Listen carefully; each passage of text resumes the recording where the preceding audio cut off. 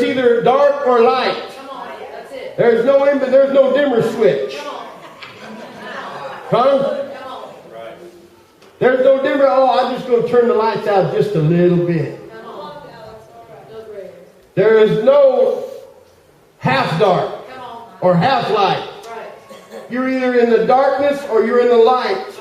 And the things that we do not value in our household, the things that we do not value in our family, the things that we do not value in our church, the things that we do not value in our schools, the things that we do not value in our nation, the things that we do not value in our workplace, let me tell you something, they will eventually be lost. They will eventually be forgotten. They will eventually be no more. And you know, we have a tendency to point the finger. We have a tendency to say, well, it's Madam O'Hare's fault. That's right. We have a tendency to say, well, it's that senator's fault. We have a tendency to say it's that sister's fault, or that brother's fault, or it's the pastor's fault, or it's that teacher's fault that my kids are all screwed up and think that homosexuality is okay. It's that doggone Sunday school teacher. Can't they teach them nothing for that hour there with your kid a week?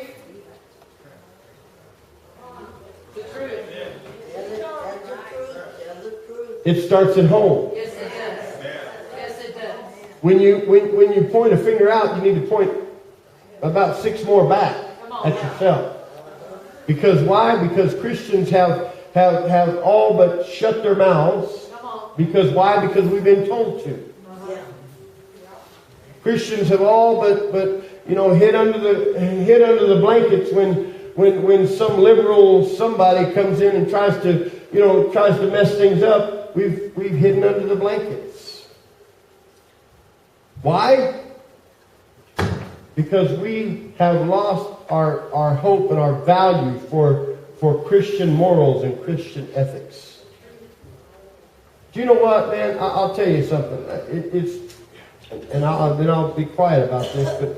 But you let a Christian do something wrong. Come on, say that. You know, and they will get ran through the ringer.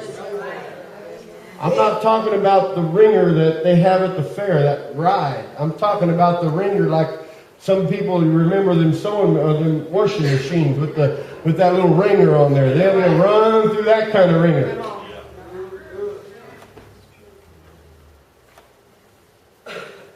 Any Christian, it doesn't matter whether it's me or whether it's you or anybody else. But you let a sinner do something, oh, no big deal. It's all right. It's all good. Because why? Because it is accepted in that format. It is accepted there. Let me tell you something. Christians, we need to start valuing the Spirit of God. Yes. We got to start. It starts there, man. If we lose our sense of value for the Spirit of God in our household, in our church, wherever it is, if we lose that value, then you know what? It will eventually be lost in our house, in our spirit, in our hearts. It'll eventually be gone. We need to reestablish the value that we have for the cross and the blood of the cross. Right. We need to start singing again. There's power, wonder-working power in the blood of the Lamb. Amen? Because let me tell you something, that's where it's at. There are churches today that will not talk about the blood. They will not have a cross sitting out there because the cross is something that is something of turmoil and something that is of suffering. And they don't want to talk about suffering. They want to talk about joy and gladness and happiness. And if you turn circles for 6 minutes, you'll get $60,000 and all of those things. But truly, if we lose our value in the blood, we've lost our salvation. That's the truth.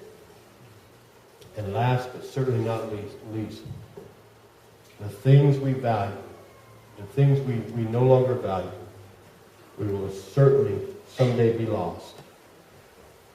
If we don't value coming to the house of God, coming with the people of God, getting around the people of God, listen.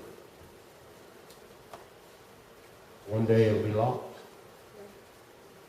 I see great moves of the Spirit of God in third world countries, in places all over the world. You see all these people that are coming to Christ, and you see all these manifestations of glory, and you see healing, and you see deliverance, and you see power that is like no other in these houses of praise, amen, over in these other countries. And you know what's strange about that is most of these countries, if they get caught worshiping, they're going to get killed. But see, the United States of America, we have we have this thought or this thing called freedom, and we say, oh, you know what, we're free to go to church whenever we want to, and we've taken it for granted. Come on, that's the truth. Oh, we can worship where we want to worship. We've taken it for granted. That's it. It's time that the people of God begin to value the things of God. Amen. Value the Spirit of God. I don't ever want to lose that. I don't ever want to take for granted that the Spirit of God just shows up, because I've been places where it don't. Come on, that's the truth. I have been places where it don't. If you ever take this church for granted, you need to go somewhere where they have a sign that says the first church of the frozen chosen on it or something. And you will begin to see how valuable the Spirit of God is to move in this body, in this house. Let me tell you, people of God, time is short. Sister Helen, I liked her testimony this morning, and gosh, what she said was so true about, be ready. Yeah. Because we don't know. You might bend over to tie your shoe one day and just, that's it. It is. Done. And when all the cards are on the table, when we stand before God,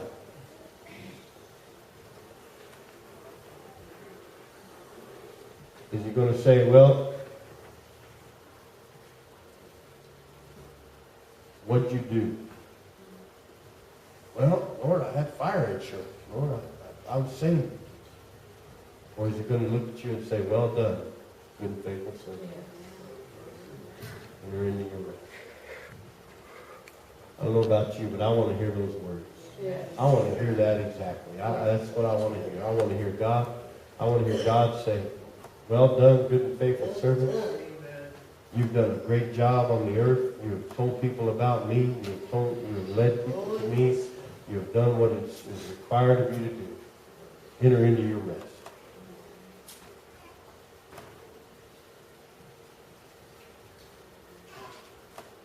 There is a great opportunity for Christians, I believe, coming up in society.